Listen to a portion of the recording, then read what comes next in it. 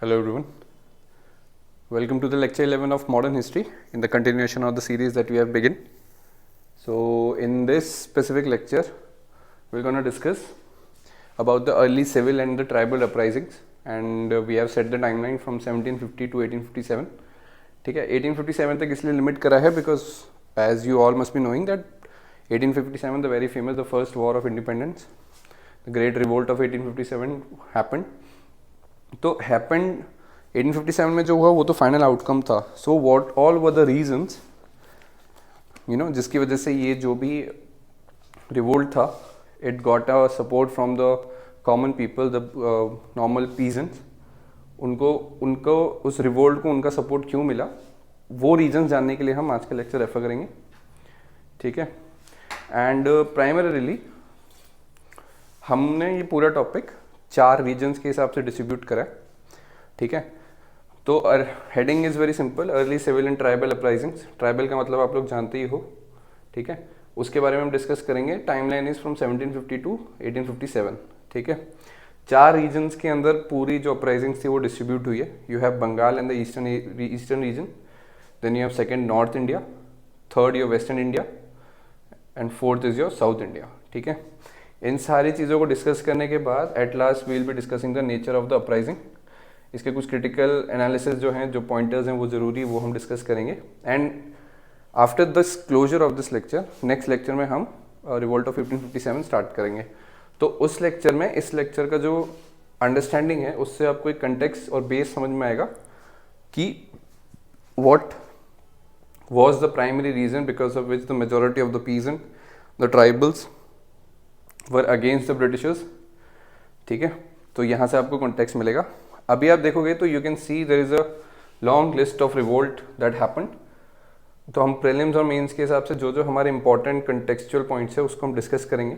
ठीक है, तो बंगाल में सबसे पहले हम सन्यासी अपराइजिंग से स्टार्ट करेंगे. Then second is your fakir uprising, then third is your Pagalpanthis, fourth is your Ahom revolt the very famous, fifth is your Kol mutiny, six is your Khasi uprising. Khasi uprising Meghalaya उस वाले एरिया में. ठीक है, the next is your Santhal uprising. Now Santhal is the same Santhalis language, Santhal language which is present in our constitution also. इसके बाद Paika rebellion, then Chuar uprising, then Khond uprising, Faraizi uprising, and then your famous Munda revolt. Munda revolt को आपका Ulgulan of मुंडा भी कहते हैं. ठीक है, मतलब एक अनोनिमस, मतलब सिनोनिमस है, तो याद रखोगे तो अच्छा है. ठीक है, संथल अपराइजिंग को आपका संथल हूल भी कहते हैं, और इसके आगे इसकी टाइमलाइंस लिखी हुई है, मतलब डेट एंड टाइम. तो यूजुअली एक ही सिंगल ईयर्स के हैं, बट कुछ जगह पे जो रिबेलियन था वो काफ़ी लॉन्ग पीरियड तक चला. ठीक है, जैसे इधर आपका खोंड अपराइजिंग था वो 1837 से 56 तक चला. Then you have Faraizi uprising 1838 से 57 तक. Munda rebellion was from 1899 to 1900. ठीक है, then after Bengal and eastern region you come to north India. तो नॉर्थ इंडिया में बेसिकली 2 बड़े फेमस थे. You have your Wahabi movement and then you have your Kuka movement. Western India के अंदर you have your Bhil uprising. ठीक है, Koli uprising, Ramosi rising, and Gadkari revolt of Kolhapur and Sawantwadi. ठीक है, and fourth region South India के अंदर आपका revolt of Raja of Vizianagaram. ठीक है, second is your Dewan Velu Thampi's revolt, and then your Rampa revolt. ठीक है, after discussing all of this will be coming to the nature of the uprising.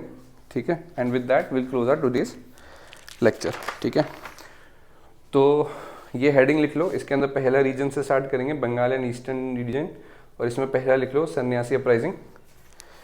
ठीक है, इसको चाहो तो बना लो या फिर पॉज करके वीडियो देख लेना, कोई प्रॉब्लम नहीं है. ठीक है, I will just check one thing. ठीक है, so this is your Rampa. ठीक है, तो आई होप ये लिख लिया होगा. तो मैं पूरा तो नहीं मिटाने वाला, इट विल टेक टाइम. तो मैं यहाँ से स्टार्ट कर रहा हूँ.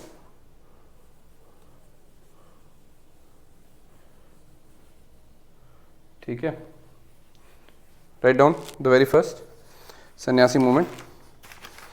इन this you write. So basically the primary definition की व्हाट और हु वर द सन्यासीज. ठीक है। तो sanyasis basically were the Nagas और the Giri community, Naga and Giri community people, both were the armed sanyasis, ठीक है। Common trait was they both were armed sanyasi, ठीक है। Next right in this only, sanyasi के अंदर ही ऐसे बुलेट पॉइंटर से लिख लो। Next you write sanyasis were Hindu, Naga and ascetic, religious identity Hindu and Nagas and aesthetic. Next you write immediate cause of rebellion was the restriction imposed on sannyasis visiting holy places, ठीक है। restriction on visiting holy places, ठीक है। Next you write Sannyasi retaliated by organizing raids on the company's factory and state treasury, मतलब restriction लगाया तो जो retaliation था वो लूट था प्राइमरीली, और वो raids on company, factory and treasury, ठीक है। ये पॉइंट ज़रूरी है, नागा एंड गिरी आर्म्ड सन्यासी। अभी इसमें एक बहुत ही इंटरेस्टिंग फैक्ट भी है, वो ये है कि जो वंदे मातरम था सॉन्ग, ठीक है, वो लिखा था बंकिम चंद्र चैटर्जी ने, ठीक है। And that Vande Mataram was written inside Anand Math, ठीक है।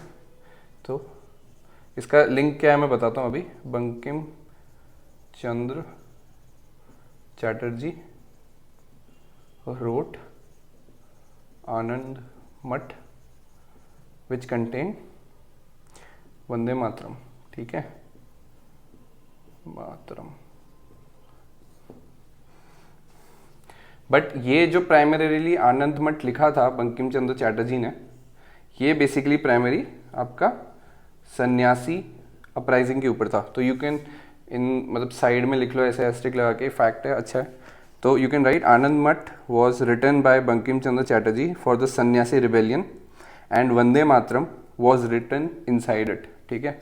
तो आनंद मठ के अंदर वंदे मातरम था और जो पूरा लिखा गया था वो सन्यासी अपराइजिंग के लिए था, ठीक है। सो सन्यासी अपराइजिंग में हम इतना ही लिखेंगे, ठीक है। इसके बाद बी पे आओ, फ़कीर अपराइजिंग, ये लिख लेना ईयर इसका। अभी हम आएंगे फ़कीर अपराइजिंग, ठीक है। इसमें you write they were the wandering Muslim religious persons, ठीक है। मुस्लिम थे, मुस्लिम वॉन्डरिंग मतलब जो इधर से उधर चाहते रहते हैं, सो वॉन्डरिंग मुस्लिम रिलीजियस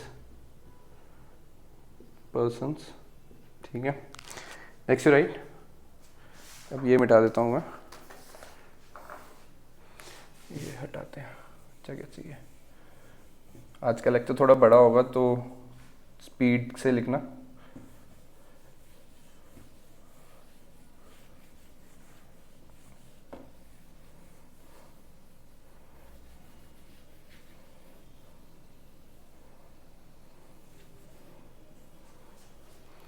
ठीक है, so I just extend this line. Fakir uprising में पहला point that you wrote was they were the wandering Muslim religious persons. Second you write shortly after the annexation of Bengal and in the middle of Bengal famine, fakirs under the leadership of Majnun Shah revolted against the British, ठीक है। तो leadership was Majnun Shah, ठीक है। Leadership, he revolted against British because of famine and division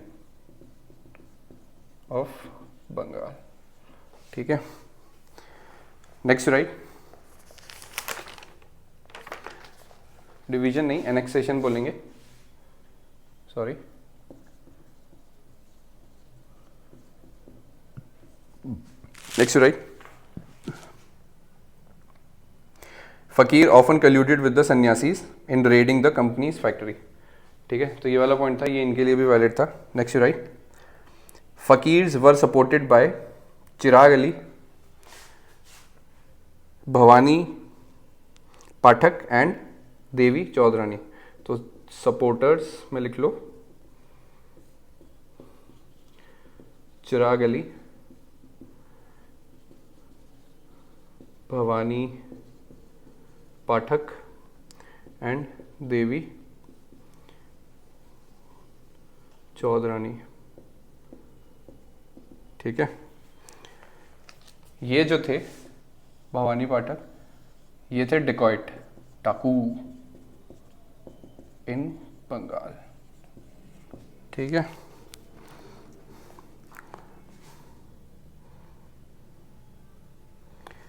और ये जो थे, इनका जो लाइफ की स्टोरी थी was that she married but later on her father in law refuse to accept her and ask her to go and steal to earn her livelihood. ठीक है, तो वही डोमेस्टिक वायलेंस कह लो, बट जब इनके father in law ने इनको डिसोन करा तो शी कल्यूडेड विद भवानी पाठक। तो यहाँ पे कल्यूजन लिख लो। ठीक है, एंड शी वॉज अ डिकॉइट इन बंगाल। ठीक है, इसमें भी एक इंटरेस्टिंग पॉइंट ये है कि जो बंकिम चंद्र चैटर्जी थे, ही ऑल्सो रोट अबाउट देवी चौधरानी। ठीक है, तो इनके बारे में भी बंकिम चंद्र चैटर्जी रोट। ठीक है, अभी तीसरे पे आओ, सी पागलपंथी, PAGLPNTHIS। 80 ईयर तो वैसे आप लिख सकते हो, बट ठीक है मैं लिख लेता हूँ 1830। In this you write, Pagalpanth was semi religious sect founded by Karan Shah in Bengal. ठीक है, तो ये रिलीजियस नहीं था, it was semi religious sect founded by Karan Shah in Bengal. ठीक है, next you write, his son Karan Shah son Tipu took up the cause of tenants against the operation of zamindars and British. ठीक है, इसका बेटा Tipu took up the actions against the zamindars and British. ठीक है, ये खुद लिख सकते हो, टीपू मैंने लिख दिया, उसके बेटे का नाम था। Next right, Tipu asked his followers not to pay the rent. ठीक है, हमने लैंड पॉलिसीज में जो पिछले 2 लेक्चर्स में पढ़ा, आपका जमींदारी बंदोबस्त और रेतवारी महलवारी, उसमें आपको सबको पता है कि सारी चीज़ें रेंट पे आके रुकती थी, टैक्सेस और रेवेन्यूज पे आके रुकती थी। तो व्हाट ही स्टेटेड वाज कि पैसा ही नहीं देना है। ठीक है, so this was the primary aim. अभी ठीक है, इधर next 5th one you wrote a home revolt, 1828। ठीक है, in this you write, British pledged to withdraw from Assam after the first Burma War 1824 to 1826। ठीक है, इसका कंटेक्स्ट यहाँ लिखते हैं।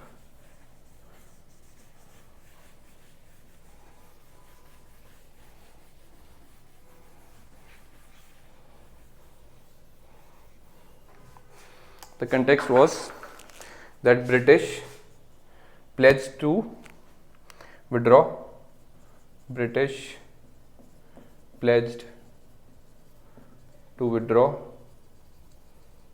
from Assam after first Burma War, Burma कहते हैं,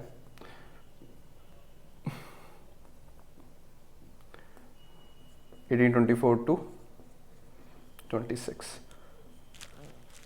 बट क्योंकि ब्रिटिश है तो ऑब्वियसली कहीं अपना तो हो गई, but they attempted to incorporate a home territory into company's dominion, ठीक है। एंड ऑब्वियसली ये एक्शन जो थी it caused a retaliation in which you write it sparked rebellion under the leadership of Gomdhar Konwar, Gomdhar Konwar, full stop. Finally, company handed over a home territory to Maharaja Purandar Singh Narendra, ठीक है। He started the revolt and British agreed to give back the home territory back to the Raja named Purandar Singh Narendra, ठीक है। ABCDEF पे आओ। कोल mutiny, कोल mutiny, इसमें लिखो 1831। इन this you write it happened in the area of Ranchi, Singhbhum, Hazaribagh, Palamu under the leadership of बुद्धू भगत, ठीक है। तो रांची, सिंहभूमि आप समझ सकते हो झारखंड और छत्तीसगढ़, झारखंड वाला एरिया है, ठीक है। So it happened in the area of Ranchi, Singhbhum, Hazaribagh,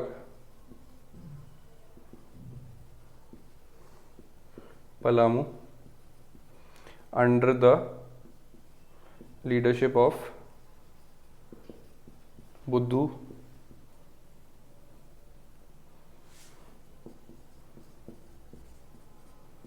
भगत।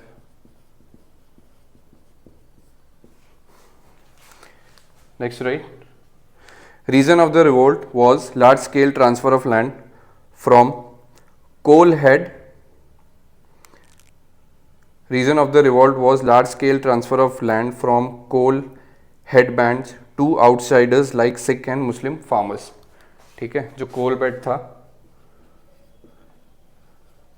वो coal head जो land थी coal की वो ट्रांसफ़र हो रही थी to the outsiders, Sikh, Muslims, ठीक है। कोल हेडबैंड, ठीक है। मतलब वही जो नॉर्मल कश्मीर वाला इशू ले सकते हो कि वहाँ पे भी जो 370 के आसपास का टाइम था उसमें लैंड आप मूव नहीं कर सकते थे आउटसाइडर्स को, तो यही सेम फंडा लगा सकते हो आप कि कोल जो लैंड थी वो हेडबैंड से आउटसाइडर्स को मूव की जा रही थी by the British. So this was the primary reason and in this you can write Kol rebels, ठीक है। कोल मतलब सुनने में ऑलमोस्ट कोल जैसा लगता है, इंग्लिश का कोल जैसा, तो इट वुड बी इजी क्योंकि इस कोल से आप रांची, सिंहभूमि ये सब सेलेक्ट वो लिंक कर सकते हो। और इसके लीडर का नाम तो काफ़ी इंटरेस्टिंग है, बुद्धू भगत, ठीक है।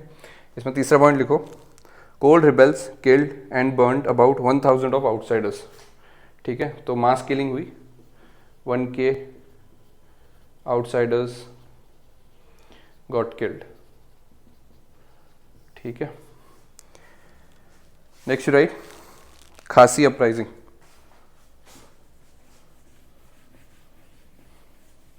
ये अपन F पे थे, अब अपन G पे आ गए।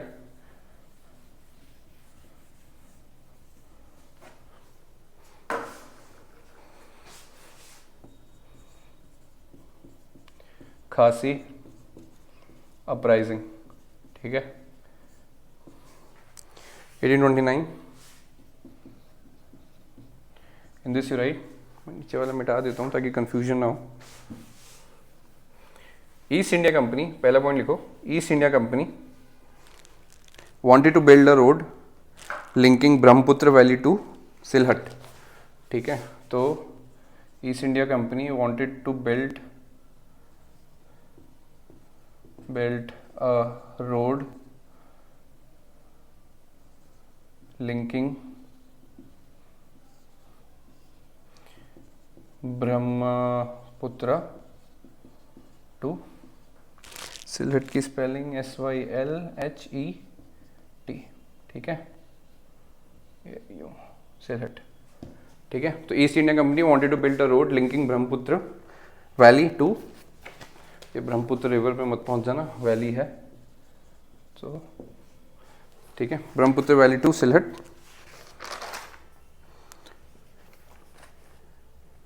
इन the pursuance of this objective, इसमें नेक्स्ट में लिखो, in the pursuance of this objective large number of outsiders like Englishmen, Bengalis and laborer from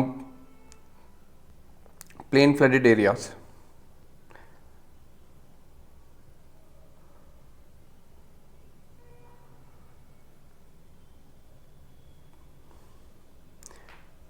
ठीक है। So in the pursuance of this objective large number of outsiders like Englishmen, Bengalis and laborers from plain flooded areas came to this areas, ठीक है। And next you write, under the leadership of Tirath Singh, Khasi, Gero, Singpo, Khamtis, they organized this revolt, ठीक है। तो community लिख लो, leadership Tirath Singh,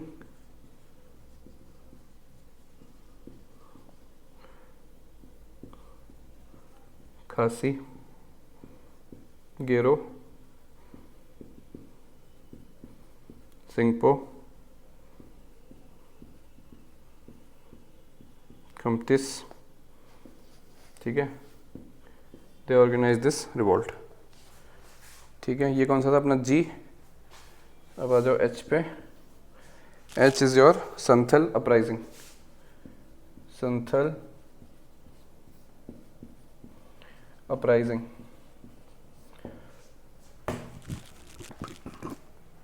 एके संथल हूल, ठीक है, संथल हूल 1856।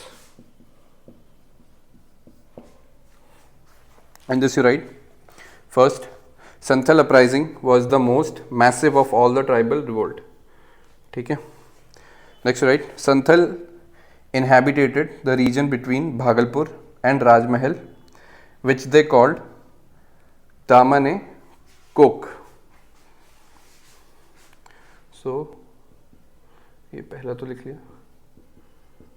Bhagalpur and Rajmahal, which they called Daman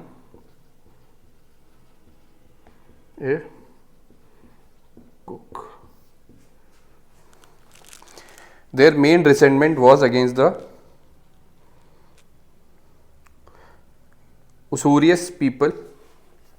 Their main resentment was against the Usurious,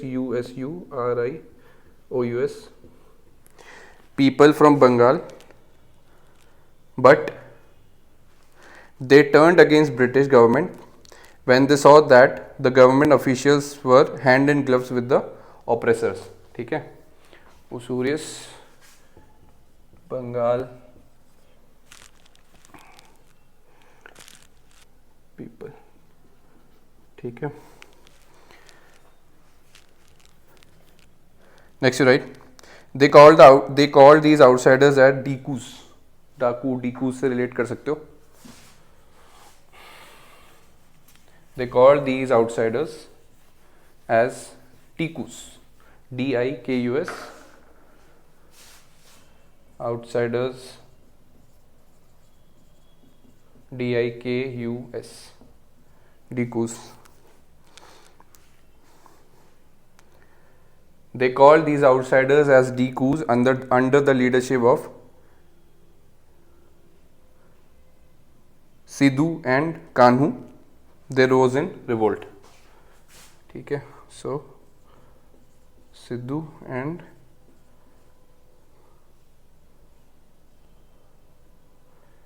Kanhu, ठीक है, they were the leadership कह सकते हो।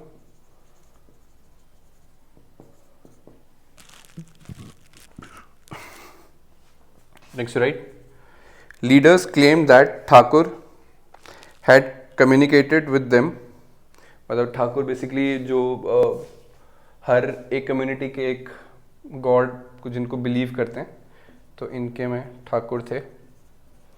तो what they conveyed these to to the people that the leader, मतलब I am repeating this point whole, फिर मैं समझाता हूँ। Leaders claim that Thakur had communicated with them to take up arms against the dikus, to take up arms against the dikus to usher in Satyug. ठीक है, सत्युग के अंदर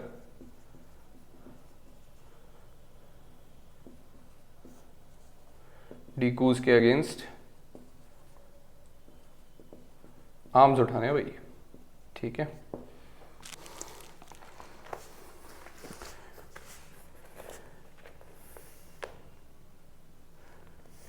and इसका जो ब्रिटिश की साइड से रिस्पॉन्स था उसको लिख सकते हो कि rebellion was suppressed with immense brutality. ठीक है, बहुत मारा, ये था इसका कंक्लूजन।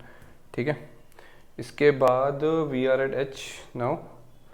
आई पाइका, पाइका रिबेलियन। ठीक है,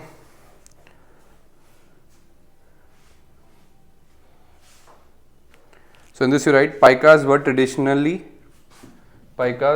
were traditional landed militia of kingdom of Khurda. ठीक है, सो इसको लिख लो, Paika was traditional militia of kingdom of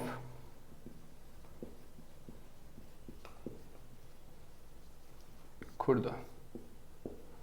ठीक है, next right, when Britishers started tinkering with their revenue system in 1803, farming community of Odisha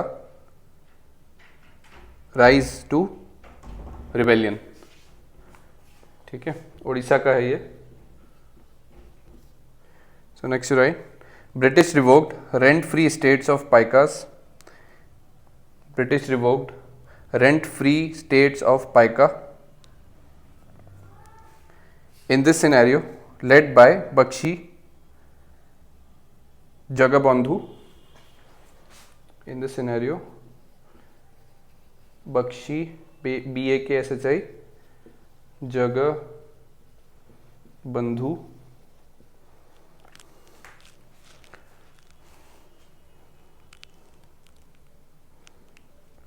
British, I am repeating this last point, British revoked rent-free states of Paika, and in this scenario, led by Bakshi Jagabandhu, bypassed the force companies to retreat. ठीक है, it eventually caused the company to retreat from Khurda, but later it was suppressed. ठीक है, मतलब इन्होंने lead करा, company ने retreat भी करा, but obviously man power Britishers के पास ज़्यादा है with superior military, so they retreated and suppress the whole movement. ठीक है, हर रिवोल्ट की ऑलमोस्ट सेम ही कहानी है, बस कैरेक्टर बदल रहे हैं, थोड़े बहुत रीज़न बदल रहे हैं, एरिया बदल रहा है और नेम बदल रहा है। ठीक है, so after this HIJ Chuar uprising, CHUAR Chuar uprising. So that's happened twice, 1766 and 1795 in the region of Midnapur.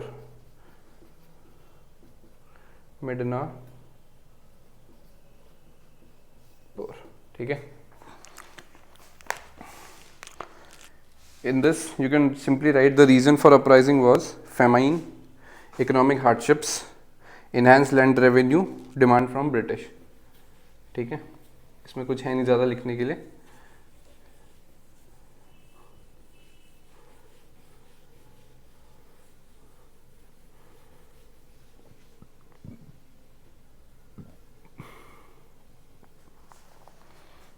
ठीक है, तो reason for uprising famine, economic hardship, enhance land revenue, demand from British, इतना ही जाएगा इसमें। एरिया याद रख लेना, मिडनापुर, HIJ K पे आ जाओ। K is your Khond uprising, KHOND uprising, ठीक है. So this was 1857 to 37 to 56, sorry, ठीक है. इन दिस द रीजन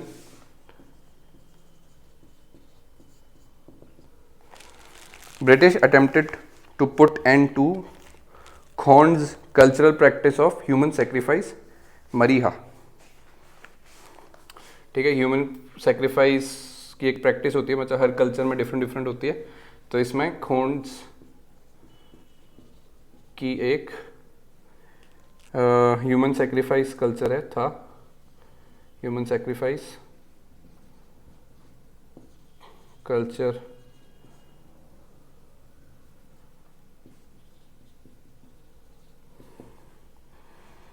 को ब्रिटिशर्स ने एंड करने की ट्राई करी, ठीक है. और ये जो कल्चर का नाम था, दिस वाज MARI, मरिया, ठीक है. Next you write, firstly Britishers tried to persuade the Britishers and later thought the application of force, ठीक है.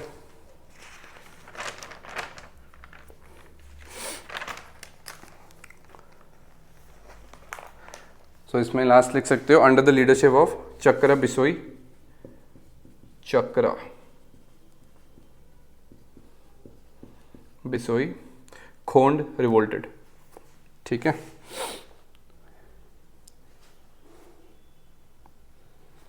यहाँ मैंने कुछ गलती कर दी नंबरिंग में, मतलब देख लेना सीक्वेंस, खोंड के बाद अच्छा यूजुअली के यहाँ आना चाहिए था. तो फेराजी अपराइजिंग, फेराजी अपराइजिंग, ठीक है, 1838 to 57.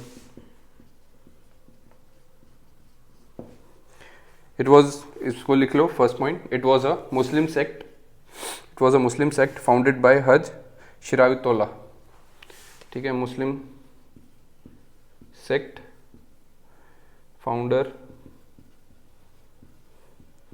हज शरीयत उल्लाह, ठीक है, Shariatullah. Next right, his son Dadu Miyan tried to expel English intruders from Bengal, ठीक है. इसका बेटा था सन दादू मियाँ, his son Dadu Mian tried to expel English intruders from Bengal. He also supported the cause of peasants who were exploited by British and zamindars, ठीक है. He also supported the cause of peasants who were exploited by British and zamindars, ठीक है. तो last है आपका L मुंडा revolt, ठीक है. मुंडा revolt, इसमें ब्रैकेट में लिख लो, एक also known as Ulgulan of Munda,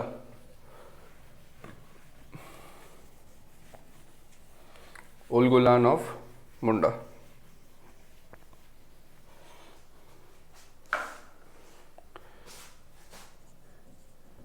AK Ulgulan of Munda, ठीक है. ये चला आपका 1899 से 1900 तक, ठीक है.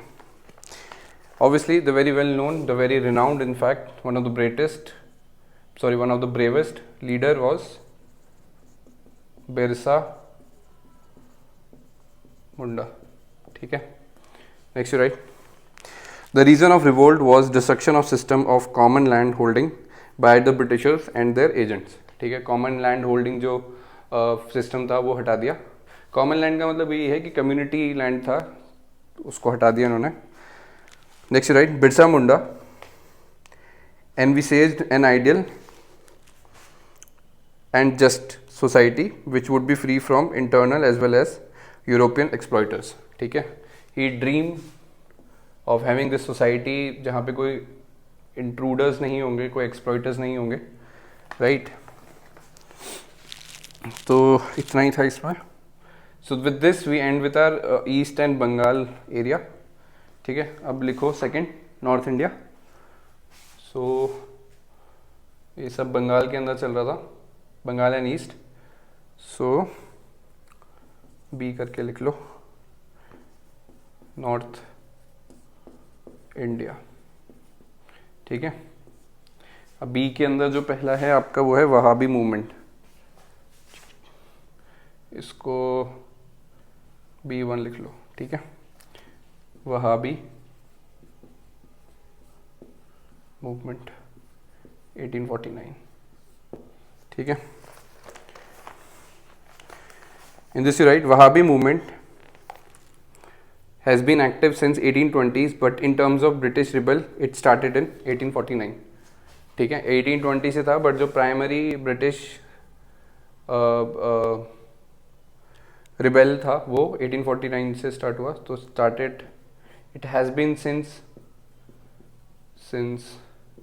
1820, but British rebel started in 1849, ठीक है।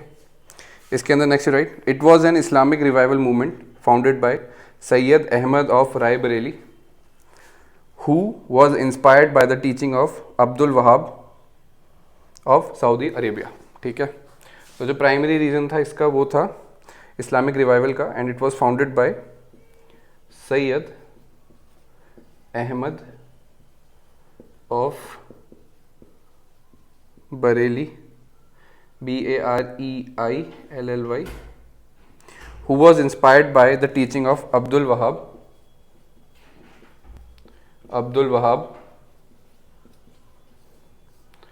of Saudi Arabia, ठीक है। Next right, he condemned the Western influence on Islam and advocated the return to pure Islam, ठीक है। Soon after, next you write, soon after annexation of Punjab in 1849, they turned against British, ठीक है। So Wahhabi was this much. Next you write Kuka movement, B2.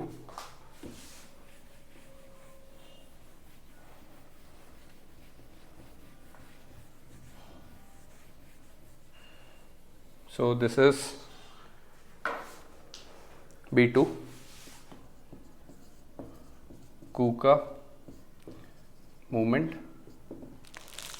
1840, 1840, 1849, ठीक है। It was founded by भगत जवाहर मल in Punjab, ठीक है। कुका founder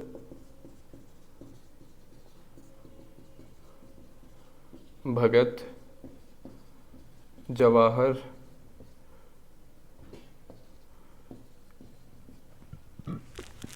मल, ठीक है।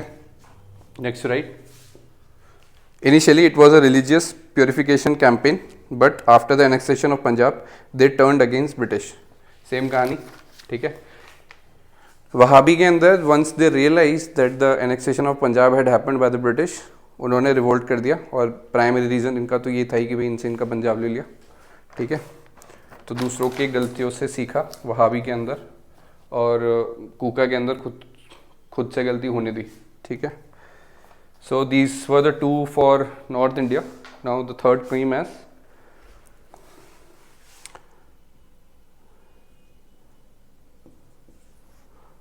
सी, वेस्टर्न, ठीक है। C1 Bhil uprising, C1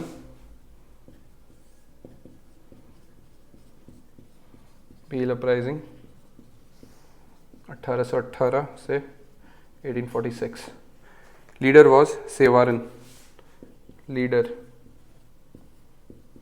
SEWARN, ठीक है। रीजन, किस रीजन में हुआ, Khandesh area of western Ghats. Leader, reason और रीजन वजह.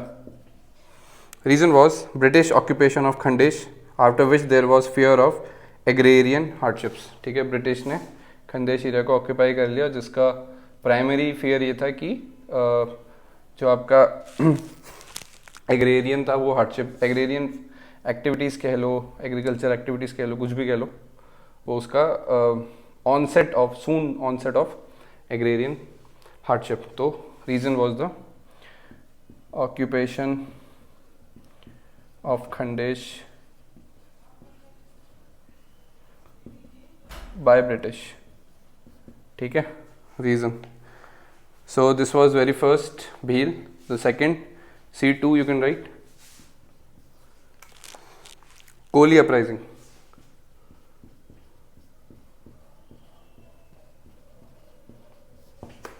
This was 1829 to 1849.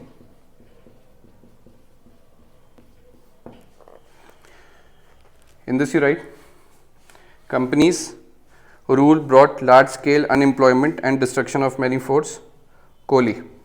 ठीक है, area was Western Ghats. ठीक है, large scale unemployment था and the destruction of the Kohli forces. ठीक है, and area was Western Ghats.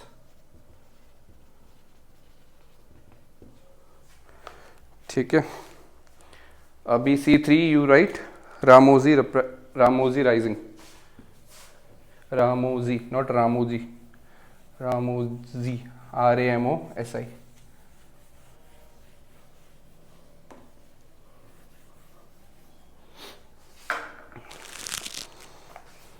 C3 Ramosi Rising. 1822, then 25, then 39. ठीक है, 1822, 1825 and 1839. ठीक है, in this you write, Ramosis were the hill tribes of HILL tribe of Western Ghats.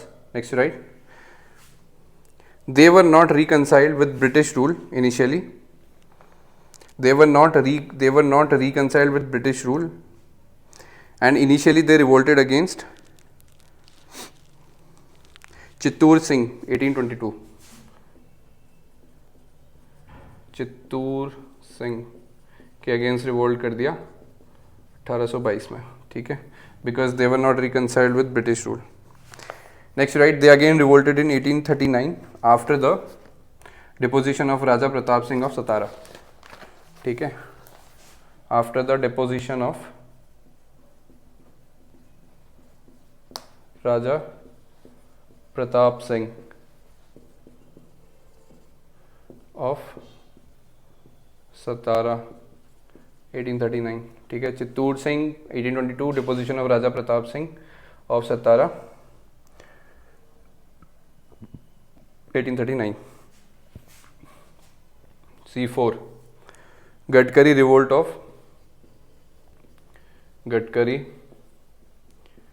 Revolt of Kolhapur and Sawantwadi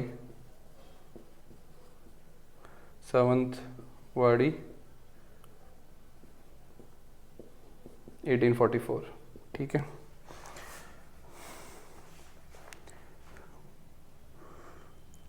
Gadkaris were hereditary middle class who garrisoned Maratha forts. First point, Gadkaris were hereditary middle class who garrisoned Maratha forts. Next you write, these garrisons were disbanded by British. Next you write, after getting disbanded, they faced unemployment, because of which they revolted against British. ठीक है, नौकरी का सवाल था बस, और कुछ नहीं.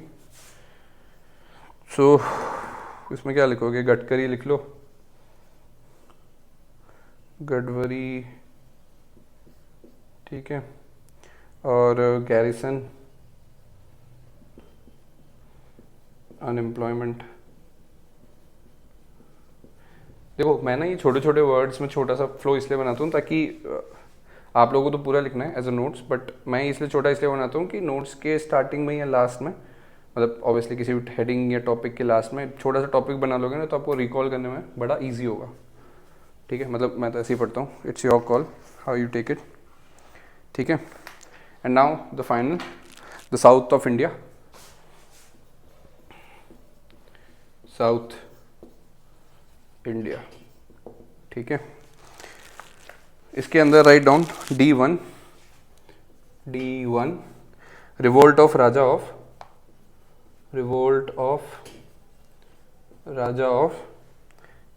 विजया नगरम, VIZIANAGARAM 1792। ठीक है, in this you write after the acquisition of northern Sarkar by British, they demanded 3 lakh rupees from Raja of Vizianagaram। ठीक है,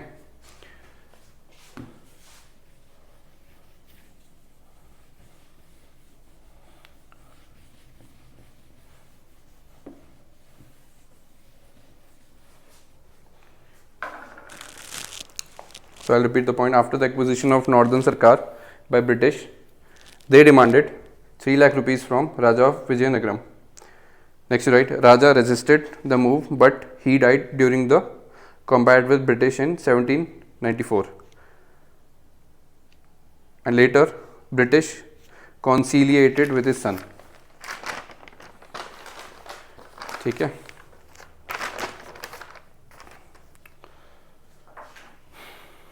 रिवोल्ट हुआ, मतलब पैसे मांगे 3 लाख रुपए, रिवोल्ट हुआ एज अ फाइट में ये मर गए भाई साहब विजयनगरम, और ब्रिटिश ने इनके बेटे से रिकन्साइलेशन कर लिया। ठीक है, ज़्यादा कुछ कॉम्प्लेक्स नहीं है इसमें। D2 you write Diwan Velu Thampi's revolt, Diwan Velu VELU Thampi's revolt 1805, Diwan Velu Thampi's revolt of 1805। In this you write first, harsh conditions were imposed on Travancore by Lord Wellesley। Next you write Britishers also adopted a very high-handed attitude towards Nair community। ठीक है, तो पहले तो लिख लो Travancore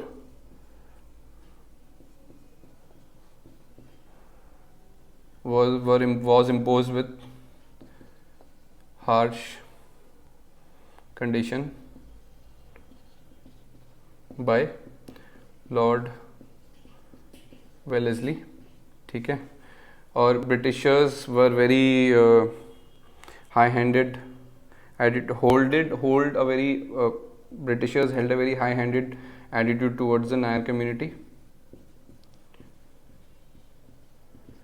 Next right, in this scenario Diwan Velu Thampi assisted by Nairs revolted against the British।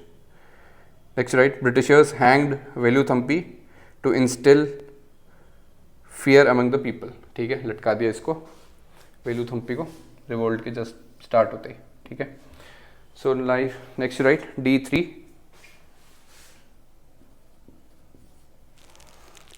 Ramappa revolt RAMPA 1879। In this right, they are the hill tribesmen of coastal Andaman, hill tribesmen of coastal Andaman। ठीक है, next right, they revolted against the design of British whereby so many restrictions were imposed on them by British in the name of forest regulation। ठीक है, forest regulation के नाम पे बहुत सारी impositions लगा दिए, forest regulation। ठीक है, so these were the all revolts, and the last topic for the lecture, the nature of the uprising, nature of uprising। So in this you write first, मतलब पैरा में लिखना pointer में लिखना, that is your call। दो uprisings were massive but they were localised, ऐसा हम देख चुके हैं। नॉर्थ वेस्ट ईस्ट साउथ में अलग अलग एरियाज़ में अलग अलग टाइम पीरियड पे रिवोल्ट्स हुए, ठीक है। कहीं हिल्स में हुए, कहीं ट्राइब्स के बीच में हुए। So all those reasons, all दो थिंग्स वर द प्राइमरी, क्या कहते हैं उसको, फीचर बोल सकते हो। फर्स्ट, दो uprisings were massive but they were localised. Next, right, they were based on only the local grievances. Next, right, many times revolt were backward looking,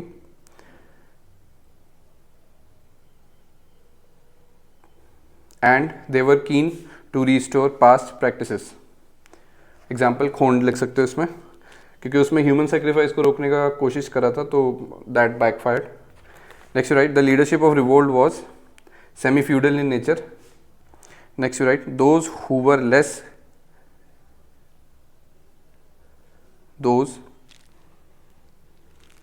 less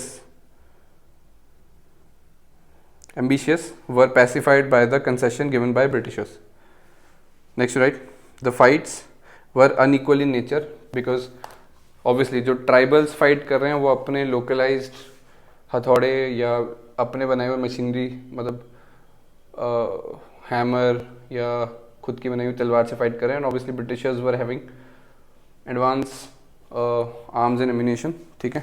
so the fights were unequal in nature. And the last point, inhabitants fought with the primitive weapons, and on other hand British had sophisticated weapons, ठीक है।